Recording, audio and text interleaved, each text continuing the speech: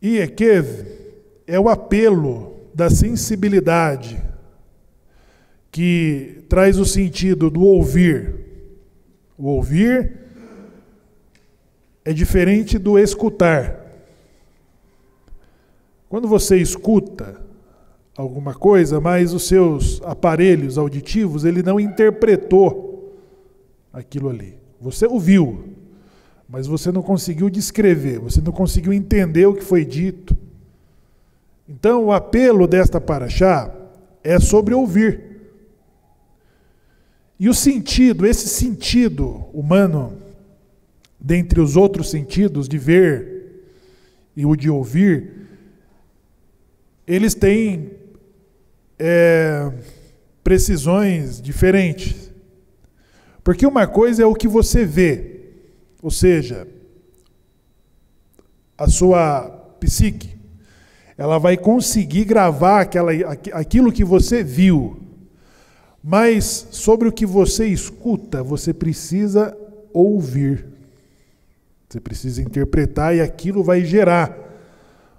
Vai gerar uma imagem, vai gerar uma percepção que não tem a mesma velocidade do que vê. O que escuta, a formação da informação, daquilo que você escuta e daquilo que você vê, na psique, ela não chega na mesma velocidade. Então você pode ver uma coisa e traçar uma interpretação e uma ação e uma decisão rápida, mas sobre o que você escuta, não. Aquilo ainda precisa ser trabalhado. E esta porção, ela vem nos apelar sobre o quê? Sobre ouvir. A palavra ekev, ela também é raiz de calcanhar. Ela também é raiz de calcanhar. E o calcanhar do corpo é uma das partes menos sensíveis. Então, isso vale dizer que nós precisamos ouvir com sensibilidade. Nós precisamos ter sensibilidade no que precisamos ouvir. A próxima porção vai ser reê. Veja, aí nós mudamos a velocidade do sentido em que vamos perceber. Mas isso no sentido atemporal ou temporal, vale dizer que nós ainda somos a geração que precisamos aprender sobre ouvir. Nós precisamos aprender a ouvir para depois poder ver. Vejam só, Moshe está falando com a segunda geração dos que saíram do Egito. Isso vale dizer que parte daquela população tinha menos de 20 anos quando saíram do Egito, ou dos que nasceram no deserto. Então você tem um efetivo totalmente diferente dos que tinham 20 anos quando saíram do Egito e foram contados. A primeira geração, qual foi a maior experiência deles, no sentido de ver e ouvir? Todas as maravilhas que o Eterno realizou. Eles ouviram as maravilhas que o Eterno realizou? Eles viram. Eles viram. Eles viram tudo o que aconteceu com o Egito. Eles viram tudo o que Deus fez por Israel no deserto. Eles viram. Quando faltou água, no primeiro momento, para a primeira geração, qual foi a solução que Deus, que Hashem, ordenou a Moshe para dar água ao povo? Quem se lembra? Primeiro foi que jogou um pedaço de madeira na água e serviu para ele. Segunda vez, feriu a terra. Sim. A primeira não está considerada, porque não era a falta da água, era sobre o sabor da água. A água era amarga, mas não era a falta da água. É sobre se a água era potável. Eu estou falando sobre quando faltou água. Qual foi a ação que Moshe teve? Foi a de bater na rocha. Para quê? Para que ele precisava bater na rocha? Qual que era o efeito dele bater na rocha? Diante dos filhos de Israel. Qual que era o efeito? Era deles verem. Era deles verem Moshe batendo com um cajado na rocha. E a rocha daria a água de que estava faltando para eles. Mas no segundo momento, que tratava-se de um outro público, não era mais o efetivo que tinham saído do Egito. Estamos falando da segunda geração em que, nos dias da morte de Miriam, no luto de Moshe e de Aharon, eles foram provocados pela segunda geração sobre a falta de água. Que prefeito pode suportar a opinião pública sobre falta de abastecimento de água, se for nos dias eleitorais? Não pode resistir, porque Moshe foi provocado da seguinte forma: Deus está entre nós ou não?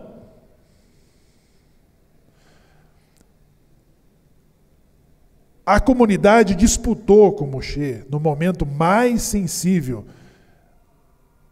humano que ele vivia. Ele não era um semideus, ele era um homem que estava vivendo o luto, a perda da sua irmã.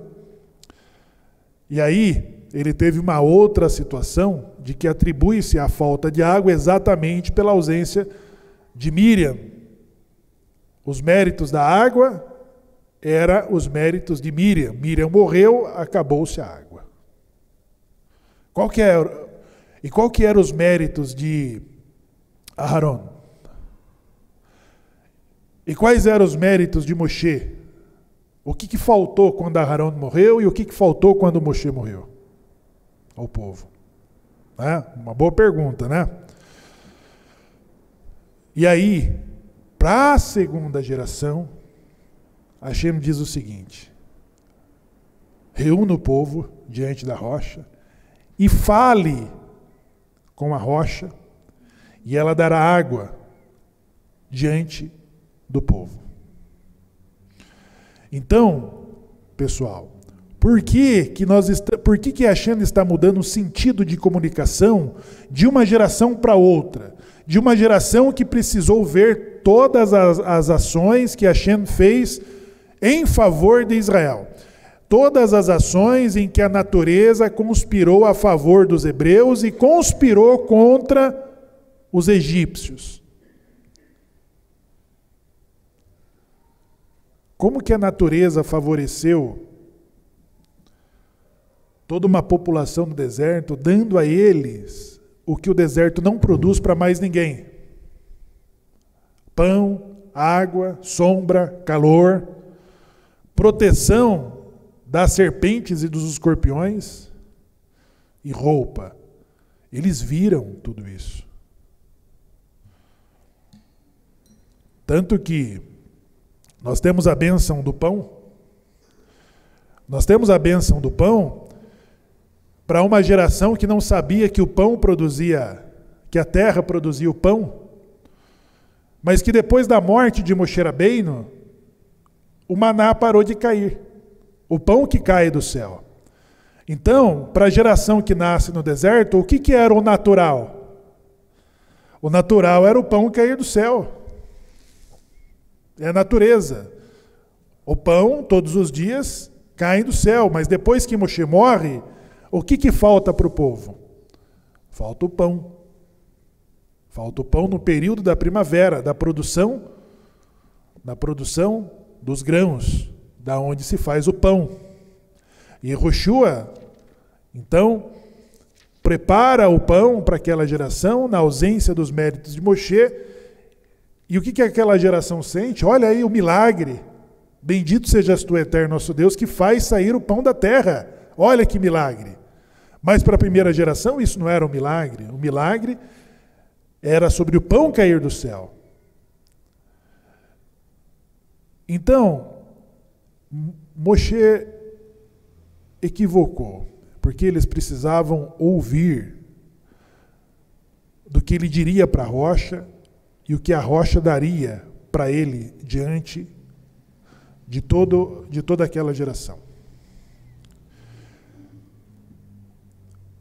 Agora, pessoal, nós precisamos, para poder ver e compreender, porque assim, uma é a vontade que temos sobre nos aproximar da presença divina. Essa intensidade, ela pode ser diferente de um para o outro. Tem pessoas que com mais sensibilidade, ela sinta a necessidade de estar mais diante da presença divina e de buscar isso. Através de um Olam Rabá, de uma espiritualidade, um mais do que o outro. Então, sobre essa sensibilidade, do quanto que eu preciso, ou do quanto eu quero me aproximar da presença divina, isso vai ser diferente de um para outro. Isso diz respeito sobre os meus esforços, do quanto eu quero me aproximar da presença divina. Eu quero me aproximar da presença divina, eu quero sentir a presença divina, eu quero ter orientação, ser guiado pela presença divina. Eu vou me aplicar mais aos estudos de ouvir a Torá, vou me aplicar mais às orações, vou fazer as orações da manhã, da tarde, da noite e outras ainda. Agora, pessoal, a outra coisa é sobre a vontade divina de se aproximar de você. O mundo está sendo trabalhado sobre a vontade que Deus tem de se aproximar do homem que Ele fez. E aí, a incumbência desse papel de levar a presença divina para todos os lugares, Ele deu a quem? A um povo. E a sensibilidade desse povo, porque nós podemos falar o livre-arbítrio. O livre-arbítrio Hashem deu para toda a humanidade, inclusive para o seu povo sagrado. E no que diz respeito à relação com Deus, sobre as nossas vontades de se aproximar da presença divina, principalmente nesse setor, o que funciona e o que prevalece é sobre o livre-arbítrio. Hashem não confinou ninguém, não consignou ninguém para ser o seu serviçal de forma incondicional. Ah, não, agora você vai me servir. Não, isso é o livre-arbítrio. Quando você decide sair pela manhã sem rezar, é livre-arbítrio. Quando você sente de rezar, é livre-arbítrio. Você decide dessas relações. Quando você decide sobre o estudo de Torá, porque o estudo da Torá, qual é o efeito que tem? É sobre um diálogo. Como que é um diálogo? Você fala e alguém escuta, não é? Você fala e tem alguém te escutando. É para ter, né? Porque senão vem um psiquiatra. Tarja preta nele. Né? E daí? Você não fala sozinho.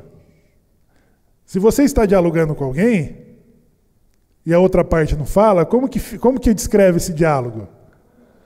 Monólogo. Só eu falo. Não é um diálogo, deixou de ser um diálogo. Então, quando você se aplica à leitura e aos estudos de Torá, então você tem um objeto no seu subconsciente para meditar nele, para pensar nele. E os parâmetros da vida, tudo vai enquadrando naquilo que você estuda e lê de Torá. Até a roupa que você vai vestir e sair, ela pode ser definida diante da leitura e da meditação que você teve da Torá daquele dia. É sobre uma decisão importante, você pode decidir adiar ou fazer naquele momento diante de uma meditação de Torá. Isso influencia. E aí, para você não ser monólogo, e você reza a Deus, e você estuda a Torá, isso vale dizer que você está permitindo o quê? O que diz o Salmo 95? E se hoje ouvirdes a minha voz? Então, o hoje ouvirdes a minha voz é sobre o quanto você quer ouvir quem? Sobre o quanto eu preciso de orientação e de como usar corretamente o meu livre-arbítrio. Meu livre-arbítrio deve ser uma ferramenta divina.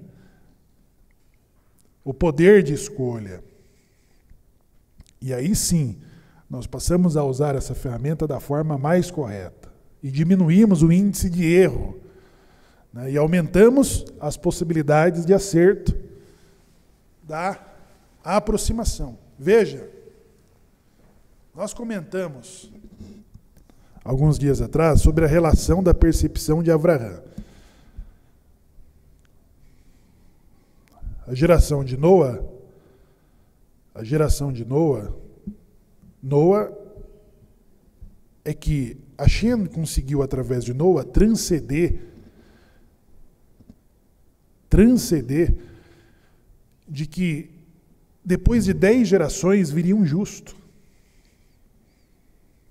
Então, dentre toda aquela civilização a quem Deus já havia decidido sobre o que fazer dela, que era de destruir, ele vai poupar um justo. Porque o que Hashem olhava para além de Noa? O que ele enxergava para além de Noa? Ele enxergou o nosso pai Abraham. Então ele transcendeu. Falou, Noa, faça uma teivá, faça uma arca, e você e sua família se proteja disso. 10 gerações depois de Noa, nós temos Avraham. Avraham que voluntariamente, gratuitamente, ele não foi subornado, ele percebeu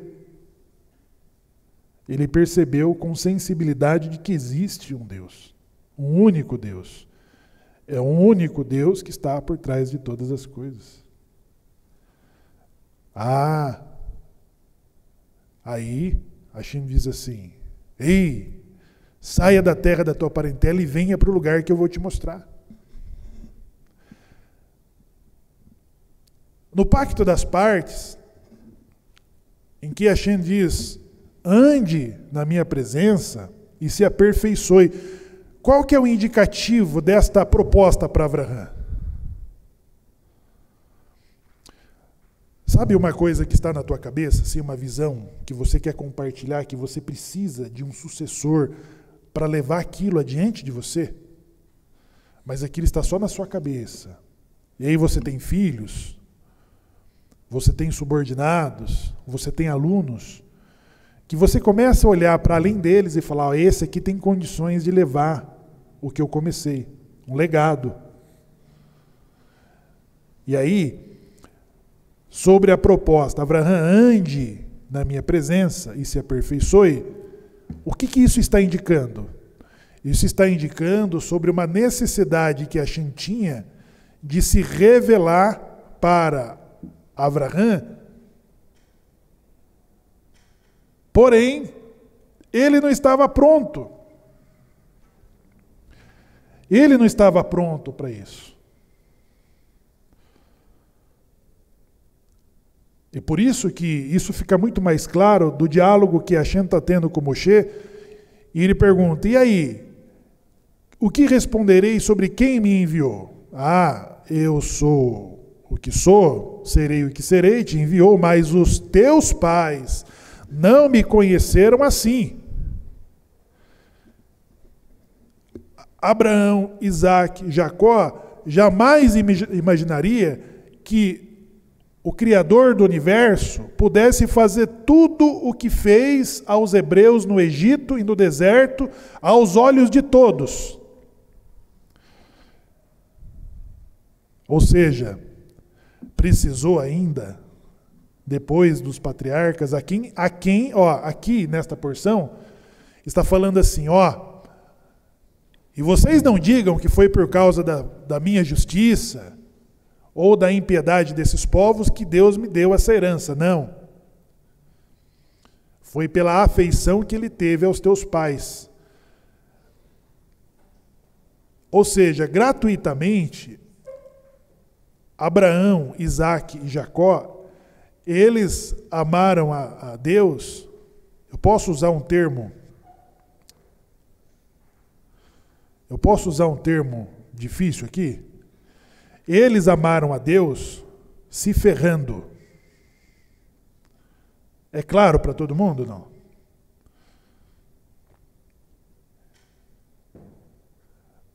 Vejam só. 430 anos depois, essa relação muda. Então, Deus propõe para Abraão, vem para o lugar que eu vou te mostrar. Só que, no caminho, ele passou por 10 testes. Posso mudar o termo? Ele se ferrou 10 vezes. Não desistiu na primeira, na segunda, na terceira, na quarta, na quinta. Ele não teve milagre, não teve mar, não teve nada que incentivasse.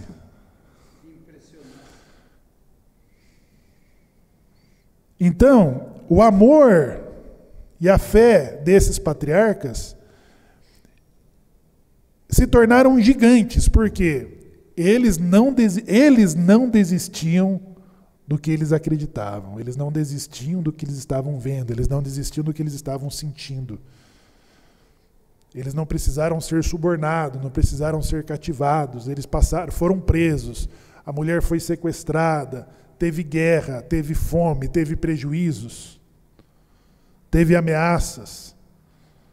10 testes, 10 provas. E para os hebreus, 430 anos depois, 10 milagres. E para os egípcios, 10 pragas. Na quarta, os magos, que faziam também sinais, eles chegaram no faraó na audiência e falaram: olha, verdadeiramente o Deus dos hebreus lutam por eles. Não há mais o que podemos fazer contra essas forças. Há um Deus que está lutando pelos hebreus. É melhor entregar, deixa esse pessoal embora. Então essa foi a percepção dos magos que manipulavam as forças da magia. E ali se limitaram. Então vocês conseguem ver a diferença? Que dessa proposta que Hashem fala para Moisés, ele diz assim: ó, eu serei o que serei, te enviou, mas os teus pais não me conheceram assim. Eles nunca imaginariam ver o que eu estou disposto a fazer a essa geração. Do mar se abrir, do pão cair do céu, do fogo aquecer, da nuvem proteger.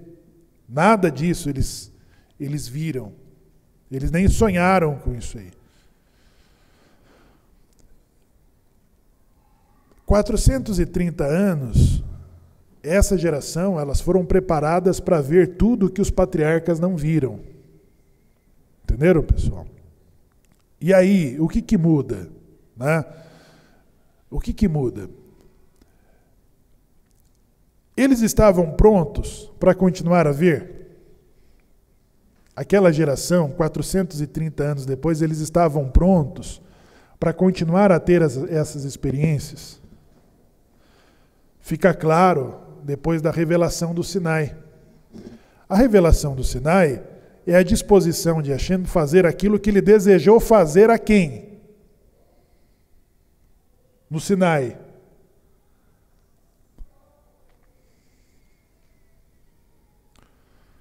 Você já teve um benfeitor misterioso que, olhando as suas dificuldades de longe, ela começa a te mandar as respostas que você precisa? Alguém já teve uma experiência assim? de que um desconhecido está te ajudando, está favorecendo o seu caminho. E aí, aquilo passa a te incomodar a ponto de você falar, poxa, quem é que está me ajudando, né? Quem é que está me favorecendo? Olha na conta um Pix, sem identificação. Né? Vai fazer uma entrevista, vai passar pelas situações e ali o teu caminho as coisas começam a se resolver, mas você fala assim, não, tem alguma mão fazendo isso aqui. Eu só preciso saber quem é que está me favorecendo. E os hebreus que passaram a ver isso, eles foram apresentados exatamente a quem estava sendo feito, por quem estava sendo feito. Então, Hashem, 50 dias depois da saída do Egito, 1 ano, a redenção do Egito levou 1 ano. Mas foi só 50 dias depois de saírem do Egito que eles foram apresentados a quem? Ao benfeitor. Ao benfeitor que protegia, que ajudava, que socorria, que lutava contra as adversidades deles. Foi no Monte de Sinai que eles viram e sentiram aquilo que Deus desejava fazer há muito, desde a criação. Então, Hashem se revela a um coletivo de pessoas, e não mais só a Moisés. Só que essa experiência deu o quê para aquele povo? Como que foi os momentos dessa experiência deles ouvirem os 10 pronunciamentos? Qual foi a reação? Isso foi falado em Vaetranã. Moshe, fale tu conosco e não Deus, porque não pode o homem ouvir a Deus e continuar a viver. O Midrash diz que a alma dos hebreus saíam e voltavam. Em outras palavras, morriam e ressuscitavam.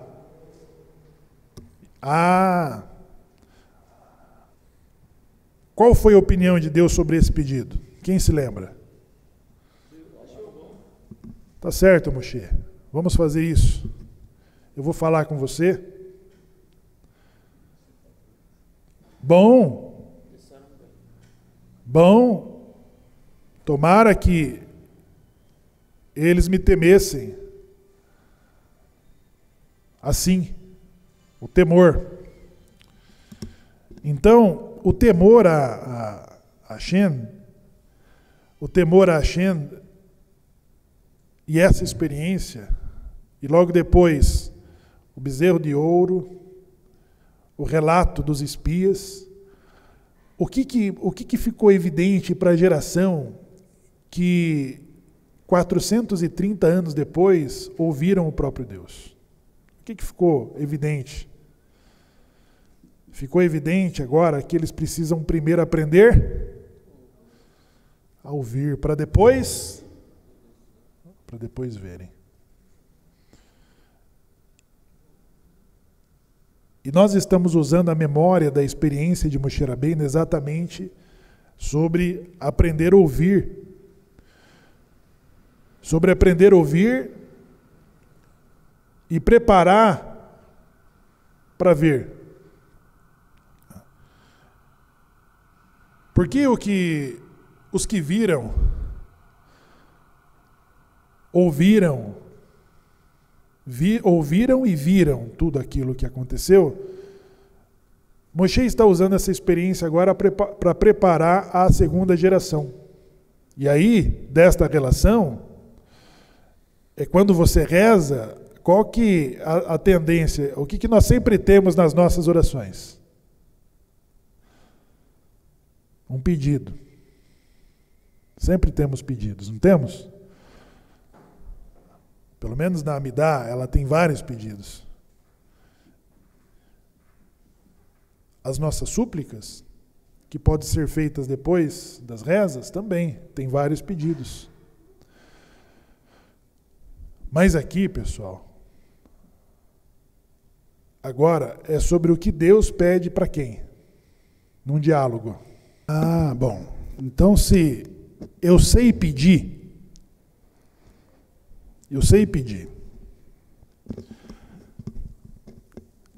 Você já ouviu falar aquele termo de dever favor? Já ou não? Você tem um amigo, um parente, um vizinho, um irmão, um judeu, que sempre você está resolvendo as demandas deles. É 2h ele fala, olha, meu carro quebrou aqui. Aí você troca o pijama, arruma a roupa, vai lá e socorre. Uma vez um amigo me ligou, ele estava com o carro quebrado, eu falei, escuta, o senhor está sem o seguro? Ele falou, não, eu estou com seguro. Eu falei, veja se no para-brisa não tem o telefone do corretor. Rapaz, porque do lugar onde eu estava, o seguro ia chegar mais rápido e com a solução, porque normalmente o seguro manda lá uma moto com o mecânico, depois um táxi e um guincho se ele não conseguiu resolver para levar o carro. Né? 2 pessoas já. 2 pessoas me ligaram para socorrer, eu falei, você está sem seguro? O telefonema serviu só para lembrar que ele tem um seguro.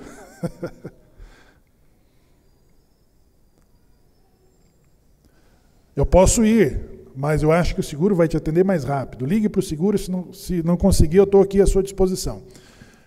Pedir dinheiro emprestado. Tem 10 mil para me emprestar? Pode me atender numa situação? Então, aí você vai tendo ali no seu subconsciente um acúmulo de prestação de serviço que você se desdobrou para atender aquela pessoa, aquele amigo, aquele parente, aquele judeu. E aí, Baruch Hashem, você não precisou ainda pedir nada para ele, certo? Mas pode ter alguma situação que você precise, e a quem é a tendência de você recorrer primeiro?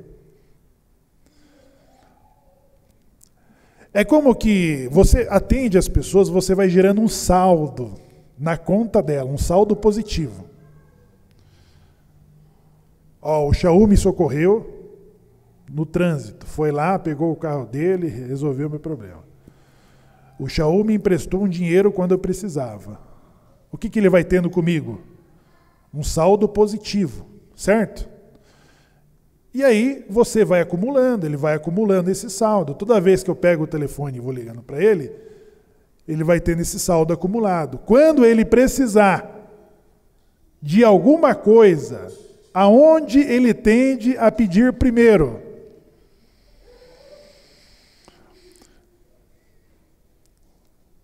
Para as pessoas que supostamente te devem favores. Você não falou que ela está te devendo. Você não falou para ela, você está me devendo esse favor. Não, mas o teu subconsciente vai fazer que você procure primeiro ali. E o que nós fazemos nessa relação de diálogo que temos com Deus? Sempre temos um pedido. Sempre temos coisas que precisamos que Ele nos faça. Mas agora, pessoal, em Ekev, ele diz assim, e o que o eterno teu Deus pede de ti? Há alguma coisa que Deus espera de mim. Eu sabia que tinha alguma coisa que eu poderia fazer nessa relação. Existe alguma coisa que eu possa fazer nessa relação. A minha relação com Ele não é só a de pedir e esperar, mas eu também posso fazer algo que Ele espera de mim. Entenderam, pessoal?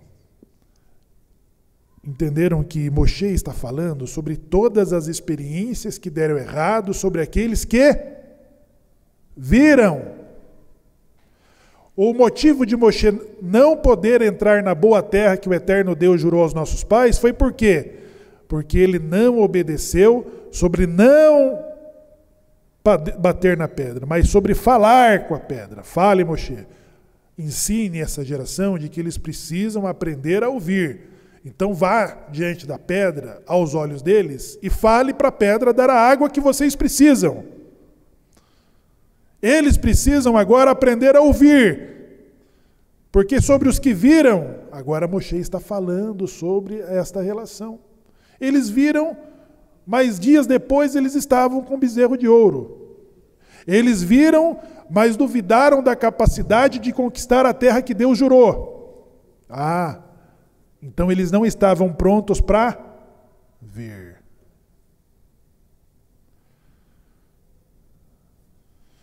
É de quando nós temos pressa. Quem tem pressa, come. Hashem tem pressa de que o mundo esteja preparado para que ele possa habitar.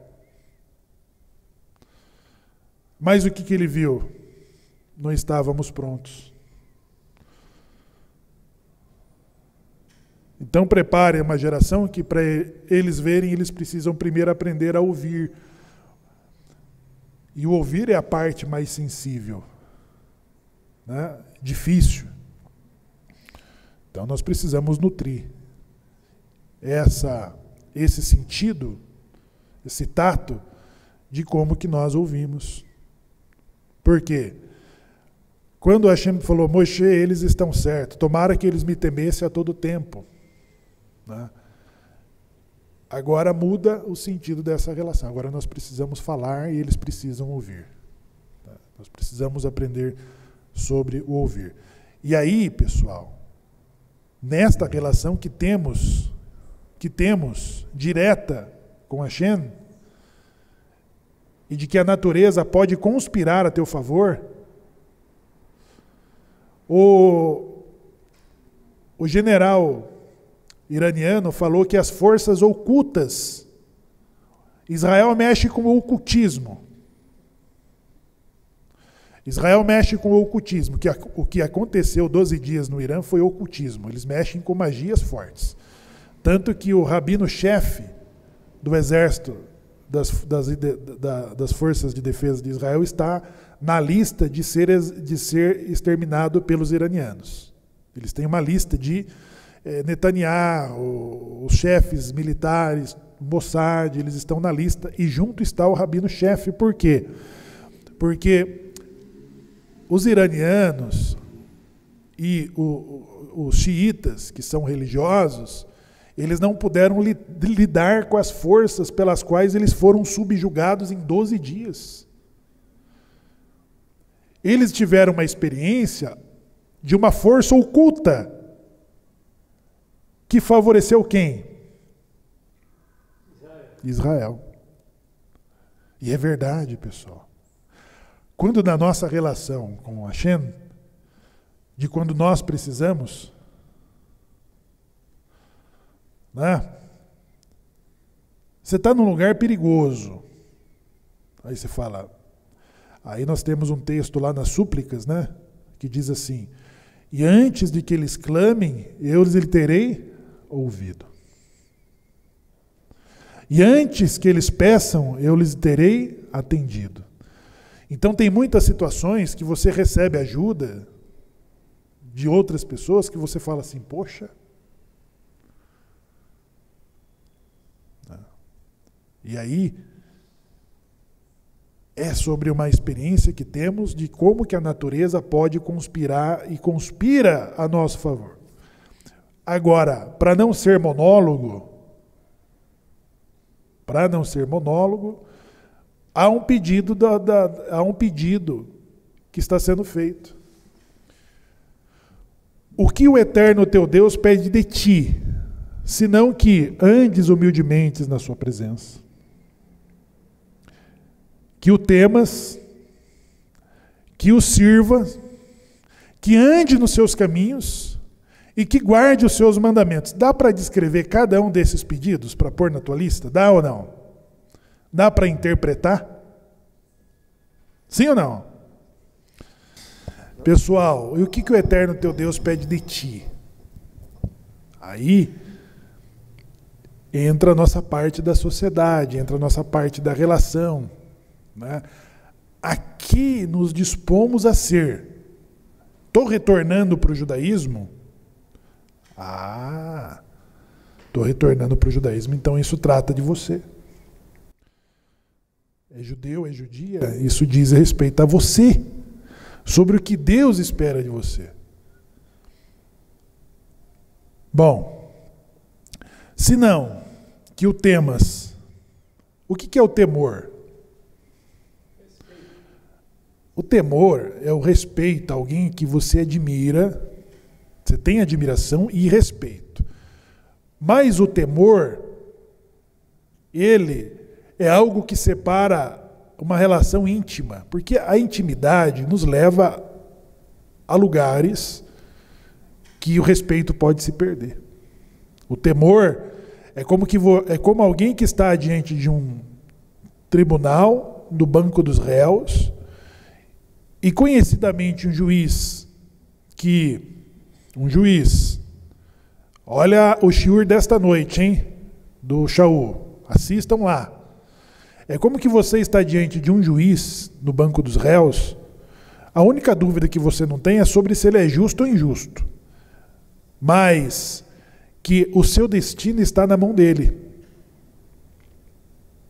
O julgamento dele pode te levar para uma direção ou outra.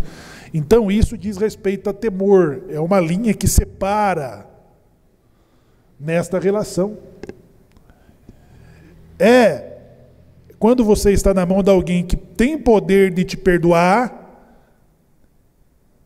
de absolver de uma culpa que você sabe que é tua.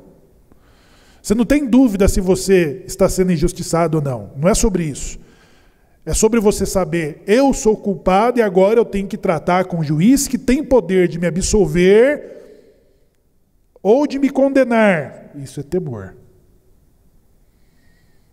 E que não há nada de mérito na minha mão que possa fazer ele se sentir subornado a mim, não.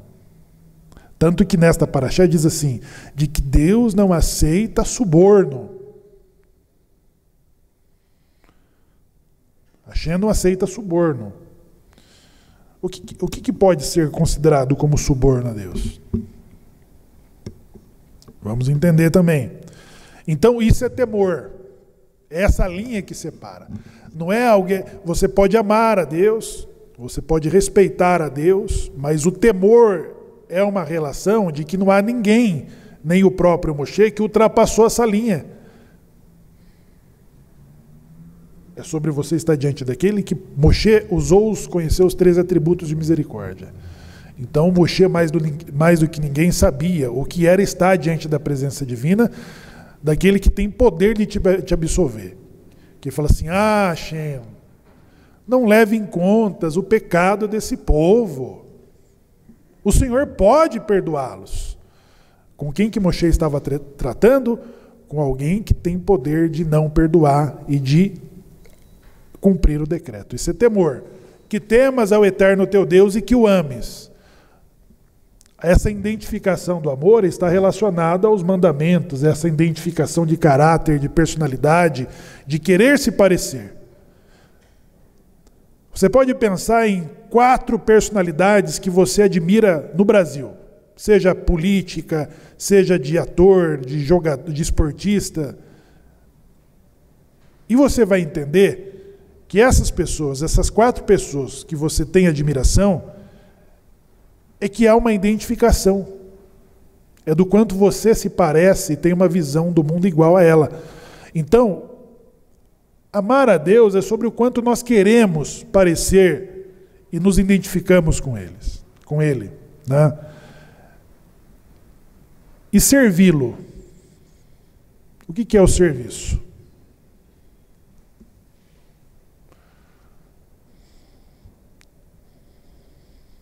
O que é o serviço? Uma vez uma pessoa falou para mim assim,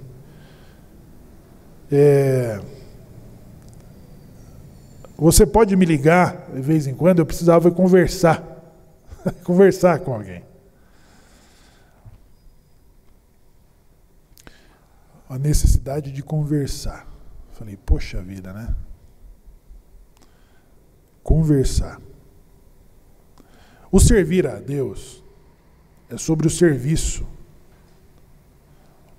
o culto, o avodá, que nós nos dedicamos. Sirva a Deus, adore a Ele, reverencie a Ele, agradeça a Ele, peça para Ele, chore para Ele. É para você direcionar todos esses sentidos num serviço que você pode e deve fazer todos os dias. Isso é o serviço. E que sirva a Deus. Ah, mas eu guardo os seus mandamentos. Isso aí é outra coisa. É outra coisa. Sobre guardar os mandamentos, é uma outra coisa. E aí, o que vem adiante é aquilo que o Aharão diz. Porque agora ele vai falar da seguinte forma: olha, vocês são um povo de dura cerviz. Não é a primeira vez que Moshe está usando esse termo. Falando com a segunda geração.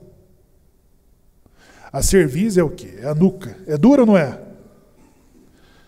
Sim ou não? A cerviz é dura. Então, o que pode ser isso?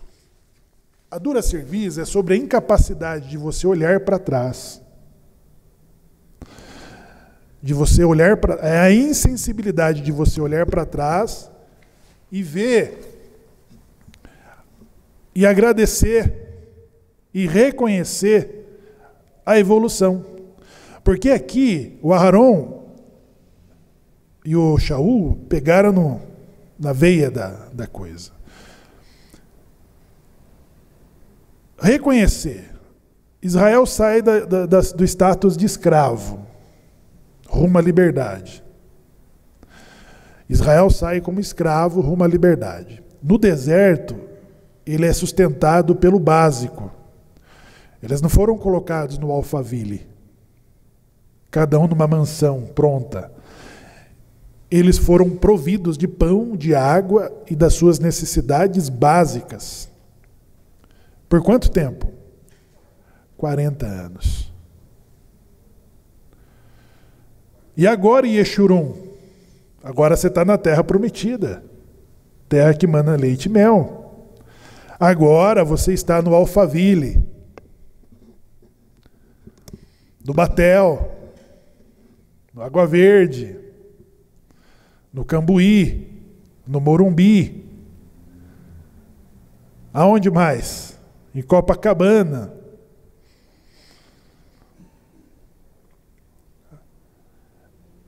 E aí nós começamos a nos esquecer. Sabe que eu até esqueço que um dia, sabe que eu esqueço que eu já fui pobre? Quem gosta de lembrar, né? Ah, eu já fui...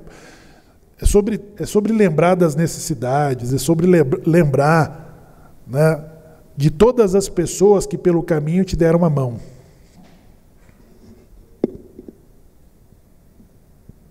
E aí essa sensibilidade, a dura cerviz é sobre não reconhecer sobre essa evolução. Sobre as pessoas que te ajudaram, os caminhos que você percorreram, sobre quantas vezes você viu a mão de Deus na tua vida. Você olha para trás e é incapaz de reconhecer a evolução financeira, a liberdade econômica, a liberdade econômica, de opinião, de intelectual, de formação religiosa, de espiritualidade. Tudo isso são evoluções. Tem pessoas que se tornam gigantes na espiritualidade, na sensibilidade. Mesmo elas, isso é uma grande riqueza, mas ela não pode esquecer de como que ela começou essa evolução. E o entupimento do coração, que diz de não entupir, o entupimento de coração, é sobre o nosso cotidiano, o nosso dia a dia. O nosso dia a dia é trabalho, estudo, é cliente, é voltar para casa, é coisa para arrumar, é coisa para resolver. As nossas 25 horas parece que elas diminuem na nossa frente. O nosso cotidiano nos tira exatamente, ele nos tira dos nossos deveres, que as nossas capacidades, a nossa riqueza não se torne um materialismo. Quando que o meu dinheiro e as minhas condições se tornam um materialismo, que está muito perto da idolatria? É quando o meu cotidiano não me permite mais eu fazer as minhas rezas, a tirar o tempo da minha meditação.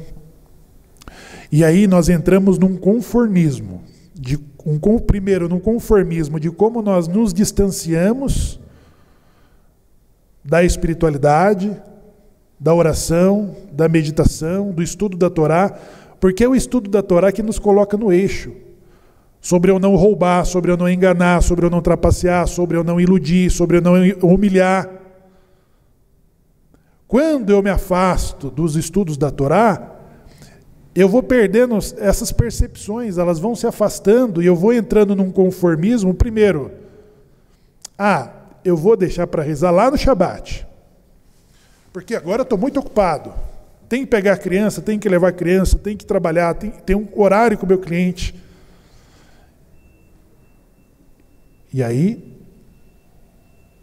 esse entupimento do coração sobre rotinas que nos tiram a sensibilidade, que nos faz entrar numa dura serviço. Por que ele está falando do órfão, da viúva, do estrangeiro? Por quê?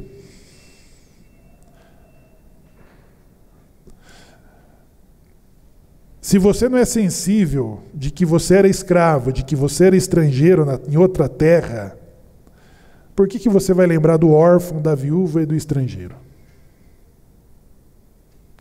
E aí, nós passamos a entrar num conformismo de corrupção.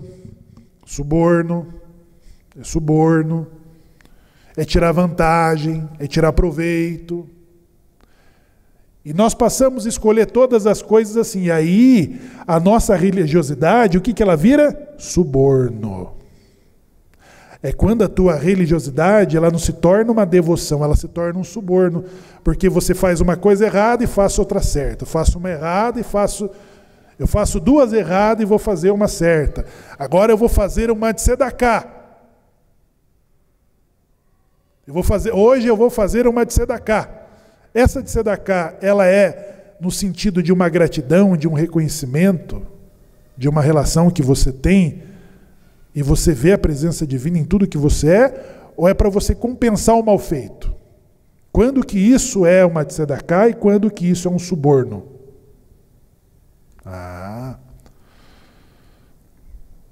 Porque no conjunto está de que Deus não aceita suborno.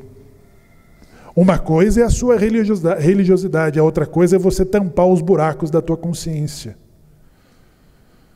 O que leva um judeu escolher sobre um representante que sai da cadeia? Porque não é sobre direita, esquerda e centro, é sobre aquilo que te representa, é sobre caráter, é sobre ética, é sobre moral, pessoal. Mesmo que todos os discursos dele sejam excelentes, mas ele é podre. E ele pode estar no centro, na direita e na esquerda. Não pode representar alguém que estuda a Torá.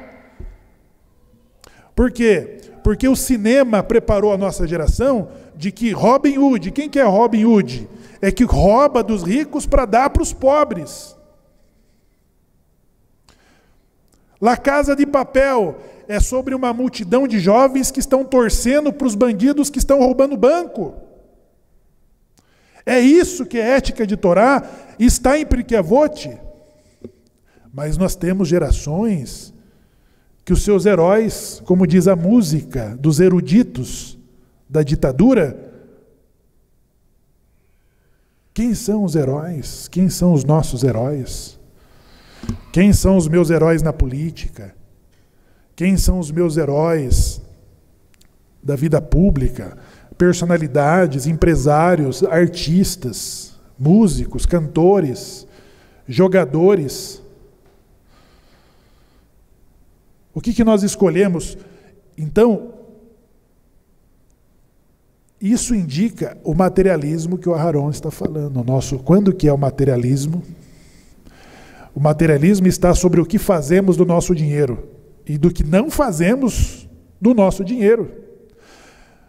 Tem dinheiro, você ignora a necessidade do peregrino, do órfão, da viúva e do estrangeiro. Isso é o quê? É justiça ou é materialismo? É materialismo. É mais fácil você dar cenzão junto com a carteira de motorista para o guarda e fechar os olhos do teu pneu que está sem condições. Não é? E torcer para que aquele guarda esteja precisando e seja desonesto, porque aí se ele for honesto. É guincho. Eu me lembro de um irmão, um judeu, trabalhei numa empresa com ele, e ele falava para o dono da empresa, ó, esse carro aqui está sem condições de andar, ele está oferecendo risco. E não é porque a empresa não tinha dinheiro, a empresa não queria parar o carro, fazer as coisas que tinham que ser feitas, para economizar, ela tinha que alugar um carro e mandar aquele para o reparo. E ele falava, ó, está tudo fora. E falava para o chefe. E aí deu certo que um dia eles estavam voltando de um trabalho e estava o chefe e esse judeu no carro. Quem estava dirigindo? O judeu. E do lado dele o dono da empresa. Aí o policial parou e o judeu falou assim, ó, esse carro está com o documento atrasado, está com os pneus careca, está sem freio, está com o freio falhando. Se eu fosse o senhor, eu já chamava o guincho. E o guarda falou, encosta ali. E o que deu? Multas e multas e guincho. A empresa passou a revisar os carros. Então, é sobre as coisas éticas que nós vamos... Você vai afastando da espiritualidade, você vai afastando da ética, da moral, e nós vamos normatizando o que o mundo está regulando. Nós vamos nos conformando. Nós vamos escolhendo representantes, nós vamos escolhendo personalidades que está na contramão de tudo aquilo que nós aprendemos. Isso é dura serviço, isso é entupimento de coração. E aí, o teu judaísmo se torna suborno, uma coisa odiável. Não é mais religiosidade, é você estar tampando o buraco de uma relação e de um distanciamento que você pensa ainda que tem com Deus e com a sociedade e com seus deveres. Então, uma coisa é a prosperidade, a outra coisa é o materialismo. A prosperidade é uma relação que você tem com o seu dinheiro, que lhe rende, ele te traz felicidade, ele ajuda as pessoas. Isso é prosperidade. Não é só sustento. Sustento é quando nós temos o que comer, aonde dormir, temos um certo nível de segurança, mas você ainda não está morando bem, não está comendo bem. Você tem só o básico, mas você pode chegar lá. E Yeshurun engordou e deu coice. É a facilidade que temos de esquecer de quem nos deu a mão. Quantas pessoas se formaram, se graduaram com a ajuda de alguém? Fez mestrado com a ajuda de alguém. Fez doutorado com a ajuda de alguém. E lá na frente ele nem se lembra mais das pessoas que fizeram tudo para ele chegar ali. Os geladores são descartados. Ela não consegue olhar. Ela morava lá Ela morava ali, não sei na onde, agora ela mora aqui no Batel, mas ela não lembra os meios, as pessoas que possibilitou ela chegar ali, ela não agradece. Ela passa pelo órfão, ela passa pela viúva, ela chega na sinagoga, ela fala assim, quem que é esse estrangeiro aí? O rapaz estava ali lavando a mão no Nitlat Yadai na bacia. O que indica? Ah, ele não é daqui. Ele não é daqui. E agora? Eu posso escolher ajudá-lo e posso escolher tirar proveito dele, tirar sarro dele. E aí a Torá diz assim: lembre que vocês no Egito eram estrangeiros, tá bom, pessoal? É como as pessoas tratam. Ela passou um ano, ela já fala hebraico, ela já fala ídish, ela já fala ladino.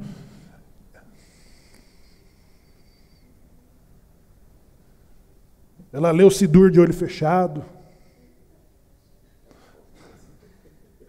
Eu estou tentando levar ao máximo aqui. Mas aí chega lá o descendente de Branca Dias, está vindo lá da Assembleia de Deus, de volta. Ele vai lavar a mão no Netilat Yadayim na água suja, assim, ó. Aí você fala assim: e o que esse goi está fazendo aqui? O que esse goi está fazendo aqui? E aí você tira sarro, você despreza, você põe ele nos cantos, faz piadinha. Isso é sobre esquecer da forma como você chegou. Antes de saber ler hebraico, antes de saber falar ladino, antes de saber falar ídish. Então, pessoal, tudo isso está ligado a uma sensibilidade de como nós falamos com as pessoas, como nós tratamos as pessoas. É lembrar da onde você saiu, né? E falar: não, eu passei por tudo que esse rapaz vai passar, agora eu vou ajudá-lo. Ó, eu vou te ensinar sobre Netilat Yadayim, eu vou dar uma aula para você. Vamos estudar sobre Netilat Yadayim?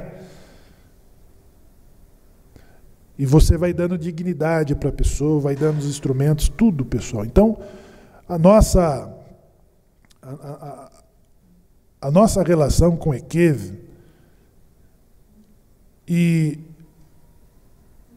materialismo é de como nós levamos santidade para o mundo. Entendeu?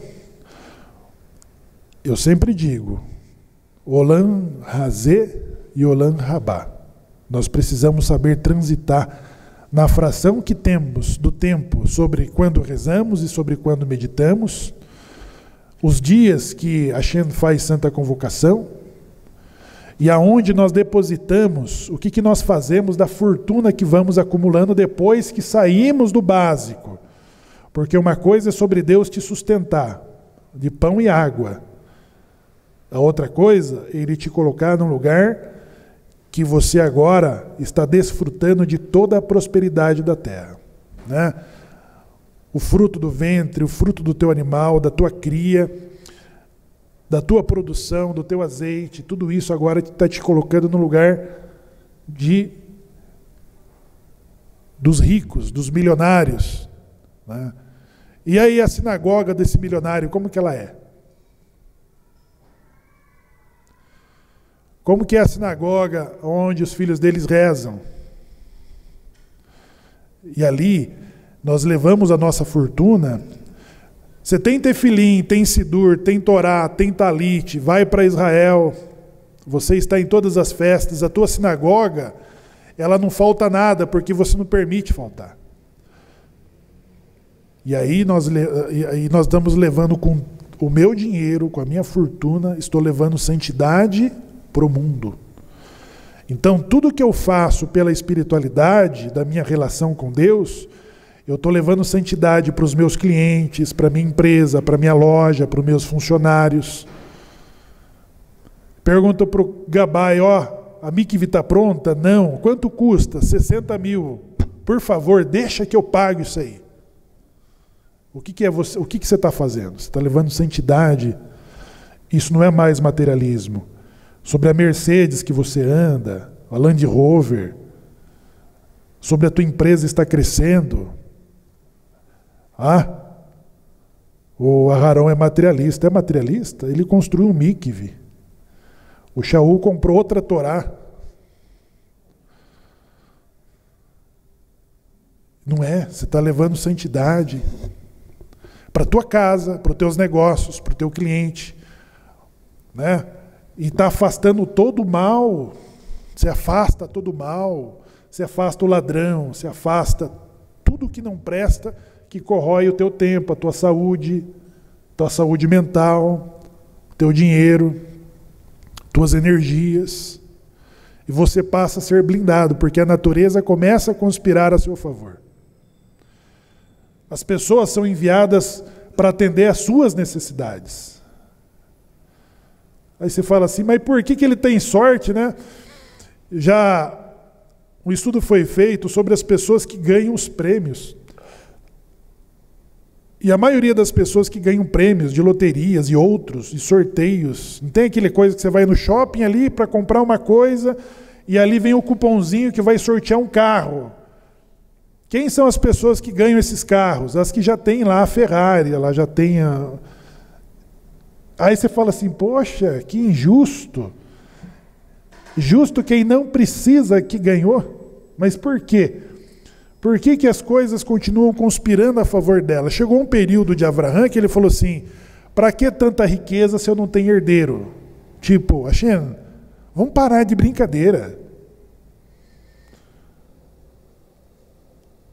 Vamos parar de brincadeira. Eu estou ficando mais rico e não tenho herdeiro. Qual que era o problema de Abraão? Sobre não ter filho.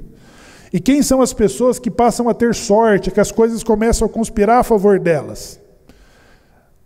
Aí você tem um olhar do lado de fora falando, nossa, ele nem precisava, ganhou mais um carro.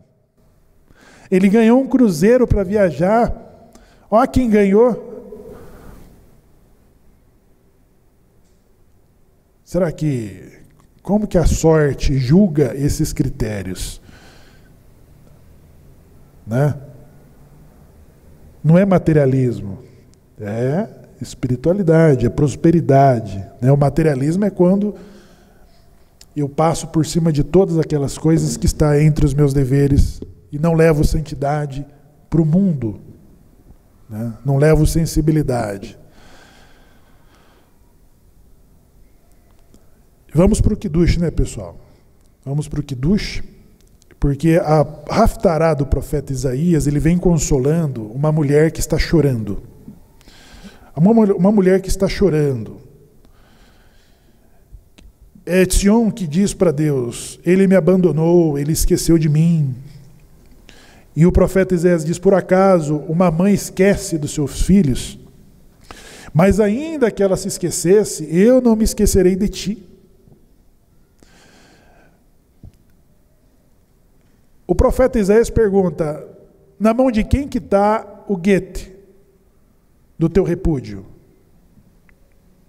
Ou, para quem que eu não paguei o teu resgate, o resgate do teu sequestro? O resgate do sequestro está nos termos do guete, não está? O marido promete para a esposa o quê? De prover as suas necessidades, não é isso? No guete? No guete não, na ketubá, no contrato de casamento. Prover de pão, de água, de roupas. O que mais? De joias. O que mais? De cuidar dela se ficar doente. De pagar o seu resgate se for sequestrada, ou de cuidar do seu sepultamento se ela vier a morrer. Então, está ali todos os deveres. E aí aqui a Shem está perguntando, aonde está a carta de repúdio que eu dei? Está na mão de quem? Eu não dei carta de repúdio. E ele diz assim, para qual sequestradores que eu não paguei o teu resgate? E como que essa mulher que está chorando começa a ser consolada? Quando ela começa a ver os seus filhos voltando. E ela pergunta, quem são esses? Da onde eles estão vindo? Ora, esses são os seus filhos. Eu sempre cuidei dos seus filhos. E aí nós voltamos para o início da nossa conversa. Quem são os da diáspora, quem são os da Galute? Do exílio e da Galute. Nós estamos no momento, pessoal, que a nossa zona de desconforto, ela está nos fazendo pensar coisa que nós não pensávamos há 2 anos atrás. Nós estamos pensando o judaísmo ter que ser cumprido em outros lugares se as coisas não melhorarem. Não é? Então, esse processo de retorno fala sobre a urgência que temos de retornar ao nosso lugar e buscar a nossa posição que temos em Eretz Israel. Aqui diz assim, que os filhos de Israel olharam para o lugar e o que eles acharam? Estreito. Você consegue ver a tua casinha lá? No lugar que está sendo disputado pela Jordânia, pela Cisjordânia, pela faixa de Gaza, pelo Líbano. Está vendo a tua casinha lá? Está vendo o teu lugar de retorno ali? Do teu filho, da tua filha, de retornar? Então, a aliá, pessoal, ela pode ser uma coisa planejada por uma família, ou ela pode ser programada pelos céus. E aí, precisa, às vezes, ter a Inquisição, às vezes precisa ter um antissemitismo que te faça pensar sobre o seu lugar de segurança, né? Mas mesmo assim, vamos rezar pela segurança do nosso país, vamos pedir a Hashem que tenha misericórdia dos brasileiros sobre essa insegurança institucional que estamos tendo dos poderes, do Congresso, do Senado, da Suprema Corte, do Palácio do Planalto, não é?